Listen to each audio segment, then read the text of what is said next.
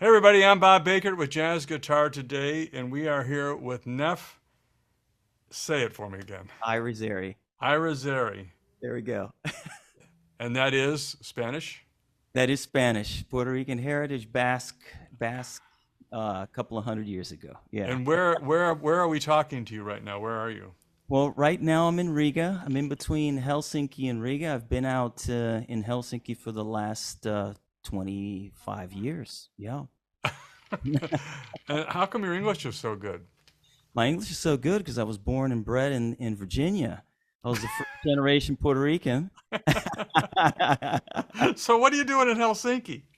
Well, I met my first wife. I'm here Oh, because of love. I met my first wife, which is Finnish citizen, and that was at Berklee College of Music, where I got my bachelor's degree. mhm. And I decided to come out with her, and that's what happened. Man, I'll tell you what. There are so many stories in this world about that's what happened over love. It's That true. is. So the reason we're here with Neff today is because of this. This is Neff's book. And Neff has written the book on contemporary Latin jazz guitar. And typically when I see books or people start talking about Latin guitar, you see one of these. You see a nylon string instrument, that kind of thing. Exactly. And I noticed that you play a more traditional archtop guitar. Yes, I do. In this case, this one has a floating pickup on it. So it truly is contemporary, as it were. And I'll be honest with you. We've all listened. I mean, I know there's a lot of guys out there that listen that really know, Latin jazz a whole lot better than I do. And I'm not even going to pretend, okay? Yeah. I can get myself through some Joe Beam pieces if I have to. Hmm. I try not to, Mm. because I'm not authentic with it, and it's just another guy trying to do something that he's not authentic with, and I do believe in authenticity. Hmm. Um, but I saw what you were doing, and I saw the book, and I said, you know, this is pretty cool.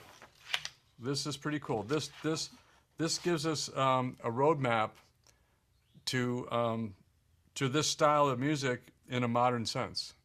Absolutely. Is that a fair statement? Yes, it is. It is. I concur with that statement. Okay. I concur with that statement. You got some really nice. You got Randy Vincent. You got Steve Kahn. You got a bunch of people in here that have say nice things about the book. Yes. So let's talk about the book a little bit. Mm. What inspired you? Let's start first of all. What inspired you to write the book? Well, what inspired me was basically my curiosity for for the guitar in Latin jazz, actually. And where what happened was that I grew up in Williamsburg, Virginia, playing Led Zeppelin, and then and playing progressive rock and playing blues. Then I go to Berkeley, and I fall in love with jazz. Right. And it was in my fifth semester where I had joined a Latin ensemble because Latin jazz ensemble that was taught by Victor Mendoza. And there is never a guitar player in there, really.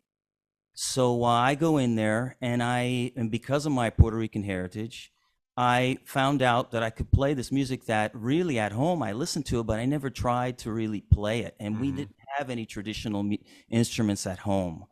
We didn't have a cuatro or a tres or anything like that. A matter of fact, my brother, he played a 12-string guitar. So that was the closest that we had to a tres, a beautiful guild, matter of fact. Oh, And an F212 XL. something like that. I can't remember but he was always playing James Taylor tunes and things like that for Yeah, me. So I eh, know that. it's beautiful. That's where Yeah, my heart is. yeah. So back to the inspiration. So what had happened was that in some ways I was getting back to my roots because in Latin music, in let's say in Puerto Rican, Afro-Cuban music, and Spanish from the Iberian Peninsula, the guitar is inseparable from that. Mm-hmm. Now, because I was born and raised in the States, um, I only heard salsa at home, but what was on the car radio all the time was rock and blues. Right. So that's what I was learning, and learning jazz. So when I get into this Latin ensemble, I'm like, whoa, there's something here that feeds my passion for jazz, and at the same time, it confirms my identity. You know, All right. so what had happened was that the teacher of the ensemble is Victor Mendoza, very well known Latin jazz vibraphonist.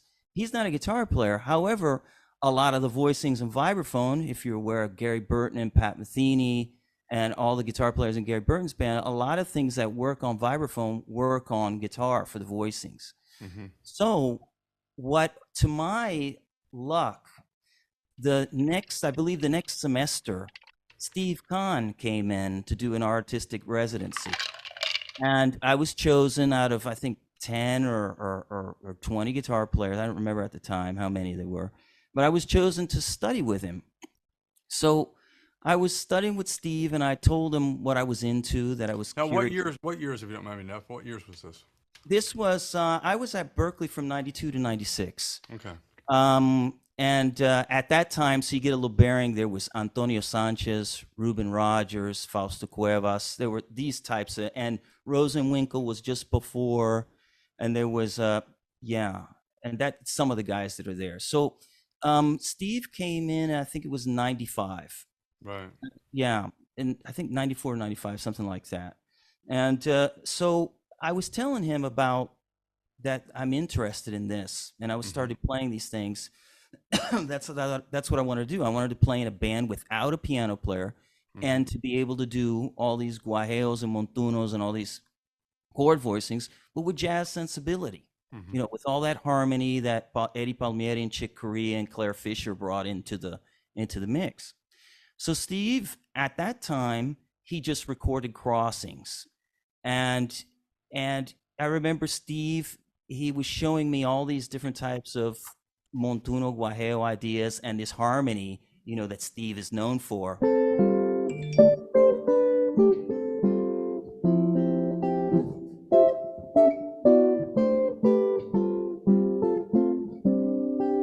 All this chordal harmony and things like that, Mm-hmm. right?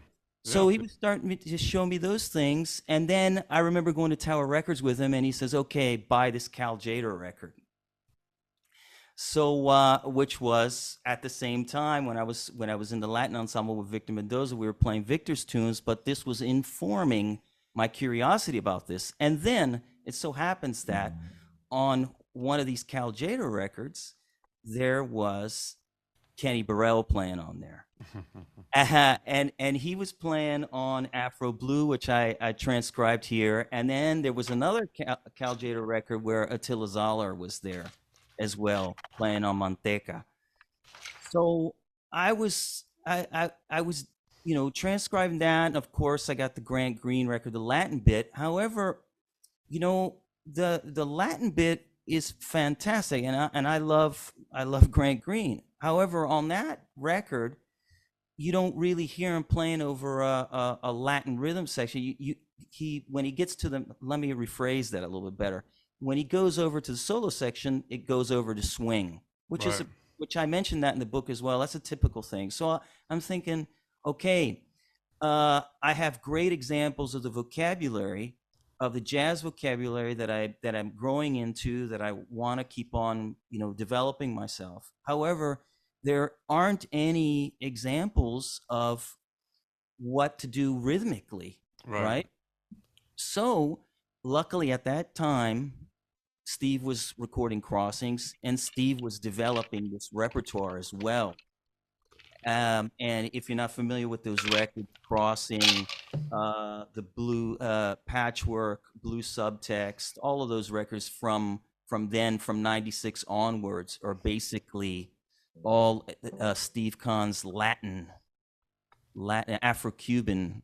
Because when we say Latin, for a jazz guitar player, that means more of the Brazilian side of things. Right. So what inspired me was there wasn't any books at the time that could help me to learn this style, to play Afro-Cuban Latin jazz. There were recordings, however, they were scarce to come by. Right. Absolutely scarce. I mean, you could go down a block away from Berkeley and you could get a West record easily, more easier than to find someone like Juanito Marquez or Edgardo Miranda, which are some major icons for. What I find, and I got to start to encapsulate this a little bit. What Okay. I find is that guys that are really into the Latin thing are really into the Latin thing and speak all the language and know all the players and all of that.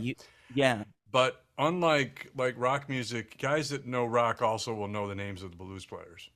Yeah. You know, guys that play, they don't know the Latin guys. No. The language. So one of the things that I want to talk about today, and not to cut you short, but No, it's okay. we got to truncate this a little bit, okay? Absolutely. Not to cut you short, but all right. So I'm gonna ask you some questions. Okay. You got a bunch of terms in here, okay? Yeah. And the one we always hear batted about is what? The clave, right? That's right. What the F is the clave, and why do we care about it? Well, the clave. If you can show us as well as play it, that would be absolutely the clave, and the clave, and I'll show you a clave as well. Okay. So a clave, it's made out of a special wood. This is from Cuba. Right. So the clave is a two measure beat, right? A 2-measure ostinato pattern. Okay. When you say ostinato, what do you mean by that? That it repeats. It repeats the whole song. It's a 2-bar. It's a 2-bar rhythm that just cycles through the whole song. Okay. So go ahead and what it is. Go ahead. Right. And play that for us. So this will be, and there's two of them. There's a son clave and a rumba clave. Okay. So the first one's 2, 3.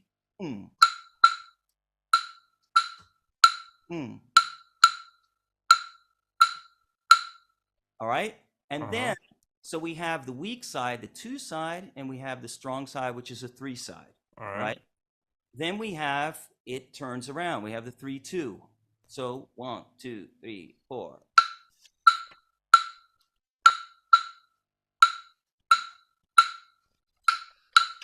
So just to clarify, we're not talking about 5/4 time here.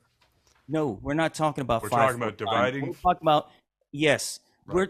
We're in 4/4 or in cut time. Right. So we're thinking in 4, 2, 1, and 2 and 1. Dot dot. Yeah. Dot. I'm trying to help you sell books here, Neff. Yeah, absolutely. So Absolutely. I want you to explain this to guys that have been playing 12-bar blues, you know. Yeah. And you know, and they're going, "What? What?" That's what we're talking to here. Now, not everybody, obviously, but you know, we're I find that most people are so unwilling. Guys especially are so unwilling to reveal that they don't know what that is. What is that? You know, oh yeah, I got that, you know. Open up the hood of a car sometimes in a neighborhood and see how many guys stand around looking at the engine and go, that's an engine, you know. Exactly. So we're talking 4/4 time, and we're dividing it into. And we're dividing it into, all right, we're dividing it in 2, right? Because you don't want to think about 4 because it's going to be too fast if we're over a song, right? Right. So you're going to have a rest, then a beat on 2, because most of you are going to be thinking 4/4. Then you're going to have a beat on 3, and then a rest. Then the next bar will be a dotted quarter, an eighth tied to a quarter, and then a quarter. So go ahead and play that for us. And I'll play that for you, right? So.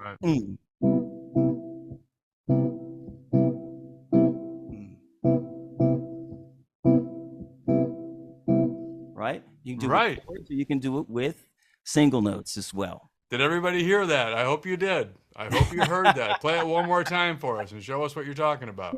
I'll play the chords. I think the chords are effective.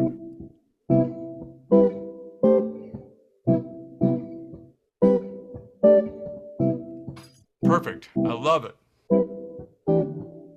Yep.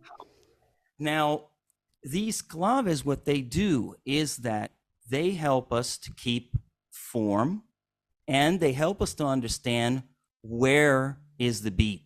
Right. Okay? Right.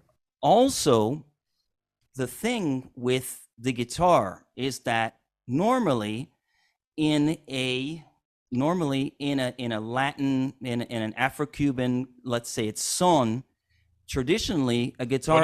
What does that word mean? Son is a style, right? Okay. And the main protagonist of that would be Arsenio Rodriguez. I mentioned him in the book. He was a blind Afro-Cuban that played tres. And the tres is like a guitar, except it has 3 double core strings that are close to each other. They have a gap in between, and they're tuned E, C, and G, right? Mm-hmm. And what we get from the tres is, so I want to go back to this clave because it starts to get quite, we could just talk about clave the whole time. No, I understand that. I understand that. So what the clave does is that it is the bare bones of how we have 2 other rhythms that go along with that clave. We have a cáscara and we have a tumbao. Mm-hmm. The function of the clave is so that everything that we play is aligned so that we know, because we're not thinking ting, ting, to ting, ting, to ting in a straight ahead sense. We're thinking, we're thinking the clave. Mm-hmm. With the clave, for many beginners, and when you're starting out in Latin music, people are going to say you should learn the clave. I believe that you should learn the cáscara rhythm. Why? Because we have clearly something that starts on a downbeat, and we have 2 measures that are full, right? So, so let me demonstrate that, and then I'm going to tell you. All right? Right. That sounds good to you? Yeah. No, it does. We're going to have about 20 more minutes tops. Okay? Oh goodness. Okay, yeah. So we have to go quickly. We have to go very quickly, but we're going to get our point across, though. I promise. All right. Okay. All right. So with the cáscara rhythm, we have this rhythm. We have and maybe it would be best that we have this rhythm here, which we're going to think in 4/4, and it would be good maybe that I would put up on the screen for you. I can send you some things so that they could see it. But anyhow, let's do it. So we're going to have the cáscara rhythm, and remember we have the clave going on, and let me play like a backing track so you hear how that is. This one here, right? Yep. So do you hear the backing track? Turn that down a little bit. Great, I will. A little bit more. Yeah. There it is. That's good. Okay. So in this backing track, we have the clave, doc, doc, doc, doc, doc, doc, doc, doc. We have a guido and we have a timbale. Now the timbale is playing this cáscara pattern. Cáscara means the shell. So it's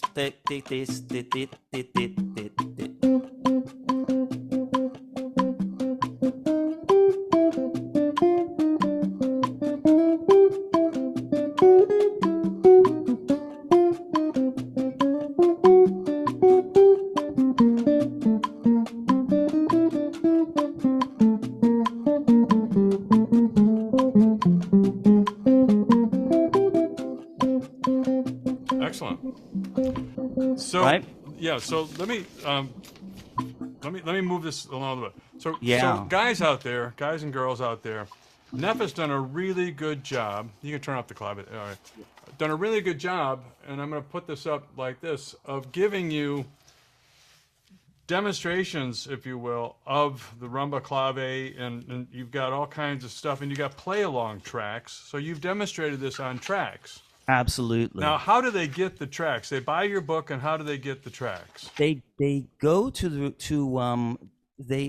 through a download link, actually. Okay. You go to Share Music, and you can also download the links from my website as well. Now, is there another charge for that, or is that all part of the No, price of the book? that's it. That's all in the price of the book. What Okay. a deal. So you have to understand, folks, that there is how many 300 and something odd tracks? 352. 352 tracks. So Neff is going to keep you busy for a long time. A long time. Absolutely. And so the other thing that we need to understand is that, you know, Neff has also outlined harmony for you. Now, I do want you to send me some individual shots of this so that we can inject them into Great. the video. Okay. And we'll edit them in, et cetera, et cetera, et cetera. The main thing that I want you to understand out there is that this book, and the reason we're talking today, it's comprehensive. If you don't know anything about this music at all, and you want to learn something about this music, you can go to the back of the book, and you can find a whole list of names of people. And please send me everything that I mentioned. I don't normally do this kind of thing, so everything I mentioned, please. But you know, so if you want to listen to Sonny Henry, if you want to, whoever you want to listen to, you can listen to all these incredible artists that he's already curated for you to get an idea. Anthology of influential guitarists in Latin jazz. I mean, here's a guy that I've known since 1975, Carl Ratzer. Yes. Yeah, I met Carl, believe it or not, in Atlanta, Georgia, in 1975. Right? Yeah, I sure did. I'm going to meet Carl in Vienna next week. I'll be interviewing him, and because I'm writing a second book, actually. Yeah. So you've done all that. You've got this incredible play-along track list, you know, 352. And the other thing that's interesting about the play-along is it's not just single note line stuff. I mean, you've outlined harmony. All the harmony is there. And it's not only is it listed as, say, a G7th or a C minor 7th and all that, but the actual voicings are listed. Now, they're in traditional music form. There's no tab here, which is fine.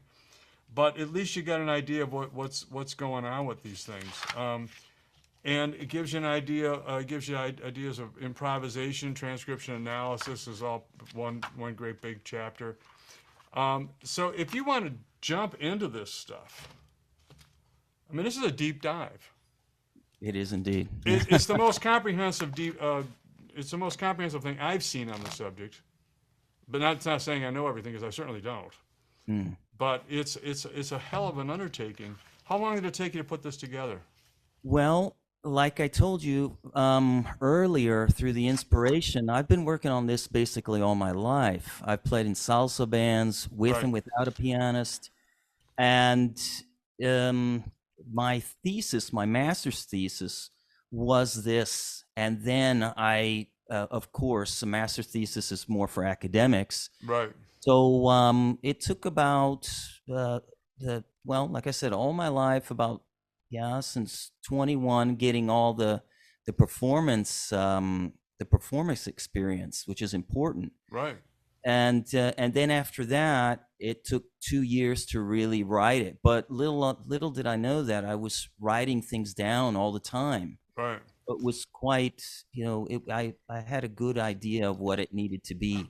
Well, you've got a really cool thing in here that I love.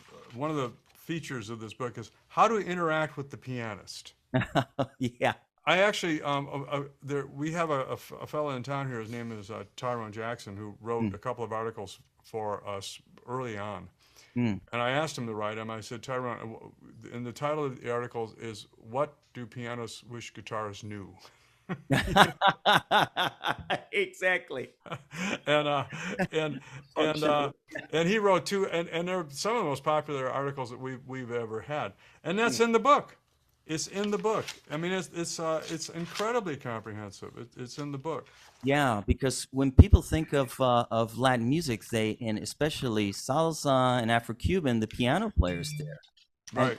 And the reason why the piano player took over from the guitar, because it was originally the guitar, was because the concert halls at that time were so big, there wasn't amplification, or there was, but they couldn't afford it. Sure. And so therefore the piano took over. So in order to interact with the piano player, on page 85 of my book, I mention a lot of techniques. So you got to know single note technique of Sure. the guajeo and the montuno, and then you got to know, how to do it with chords. So Right. Outlining harmonies and things of that right, nature. and then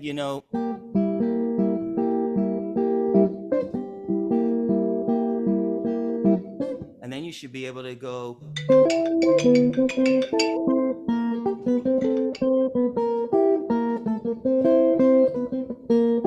Right.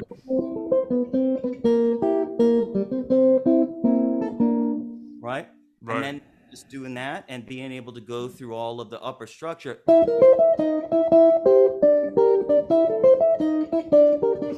love it.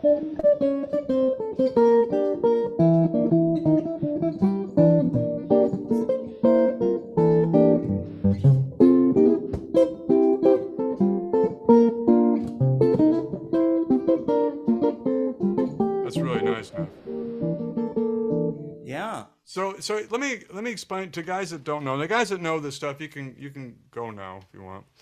But the guys that don't know this stuff, which is most of us, Neff is not only hitting those fingerings and getting through that, but it's all very specific to this time, and he has to weave himself in and out if that's what he wants to do with the clave and Absolutely. all the other and there's a lot of really, I don't want to say really bad. Let's say there's a lot of interpretive Latin music out there. There is For indeed. the people that don't really play. They You like call it that? guataca. Yeah, Guataca, they call it. yeah. They don't really know what they're doing, but it sounds pretty Latin to them, Yeah, and it sounds pretty Latin to other people. But I will promise you this, I only know this from experience, that guys that play this music, you're carrying around a dirty diaper, my friend. I mean, it's just, it's just, they know. And not only do they know, but you're screwing up what they've worked their whole life to do well. yeah, So you yeah. start throwing stuff in there that just doesn't belong, and it's like, whoa, I worked my whole life to get that pattern, and to get this and to get that and to get this, and you're in here and you don't know what you're doing, and you think you do. That's the problem. You get the Dunning-Kruger effect going. Yeah. So, believe it or not, so I'm very excited about this. This is very, very, Fantastic. very, very cool. And I know nothing about. I mean, I can play a couple of Joe Beam pieces. Yeah. Badly. Well, I'm a master of that too, of Brazilian stuff as well. Well, you get where I'm coming from. And I know that there's a lot of people out there that love this, and it's like with all of jazz, whether it be Latin or whatever it is, I preach education. Yeah, of course. If people understand what it is, they go, oh man, he's wow, okay, yeah, it's Exactly. like eating really well prepared chef cuisine. Absolutely. As opposed to going to McDonald's. I mean, once you Yeah. understand why that sauce tastes like it does, you go, man, he put this in that and this and that, and he pureed that, and he, whatever. You start to get an appreciation, and that's what we want to do. We want to unpack this so that people can get a better understanding of what's going on. Absolutely. And what it'll do, what I've been noticing in my second book actually, is how much people will be able to appreciate Carlos Santana for what he really does. I mean, it's really amazing. Really, really amazing. The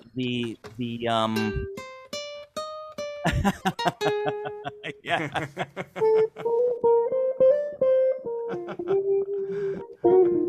You know what? I'm going to tell you something.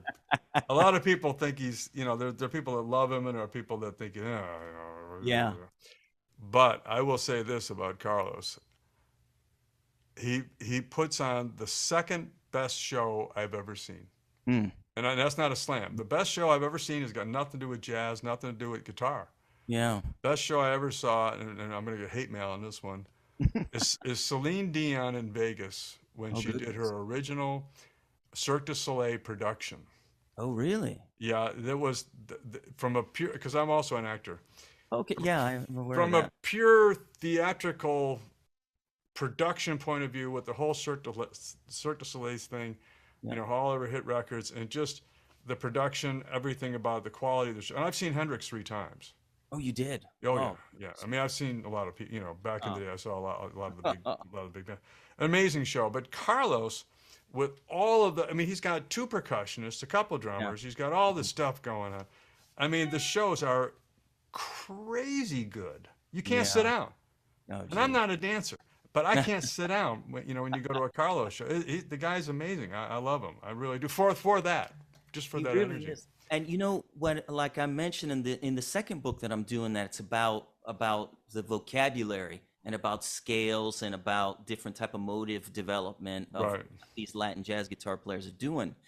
I noticed that a lot of things that Carlos plays are directly, you can find them directly in the folklorical music in tres. A Mhm. lot of things. There were a lot of similarities with that, and with another guy by the name of Bobby Redfield. He was a West Coast guitar player with Cal Jader in the last group of Cal Jader. A lot of guys don't know about him. I'm So sure they don't. yeah, it's very interesting. So, ladies and gentlemen, contemporary Latin jazz guitar by Neff Irizarry. Irizarry. I'll get that right about 6 years from now. Irizarry, the second, by the way. I am. That's correct. A very cool book. It's from Sher Music, SHER Music Company. And for everything that's in here, this is a bargain. And the fact that you can download 352 tracks to play along with it. Now, if they want a lesson from you, do you teach Yes, people? I do. Yes. Okay, I so if they get into this thing and they're playing along and they're going, God, I got through page 9 and I just don't know. I need some help. They can get a hold of you. And absolutely. for a fee, of Absolutely. course. Yeah, They of can course. take private lessons with you, and you can work them through this book and other things. Absolutely. And I take pride in answering all types of questions. Email. If it's a short question, I definitely take the time to answer their Well, question. you bothered to get a master's degree. That says something about your Yes. your academic background and prowess and discipline and all of that. And that do you need a master's degree to play good music? No. No. No. Does it tell people that you have the discipline to pursue this to the nth degree from an academic point of view? Absolutely. So everybody learns differently. There are visual learners. There are you get the whole thing, Yep. and there are a lot of people that appreciate pedagogy, depending on where in the world you come from. That is more academic, Mhm. and just from talking to you, I pick up in your speech patterns, your choice of words, and all of that you give that to people and comfort them with that, Yes. which is really, really cool. I mean, I dig it. So I'm going to call it, if you're enjoying what you are seeing right now with Neff and the content we're bringing you, please subscribe to the magazine. It's easy. It's free. Go to our YouTube, our Facebook, subscribe, ring bells, do everything that you do on social media. It really helps us out. YouTube, subscribe to our channel on YouTube, and we really do appreciate it. Now, why don't you play us a little bit of something? Yeah. If you can give us a tune or just a little something. You got a couple of bars or something you can let us have? Sure.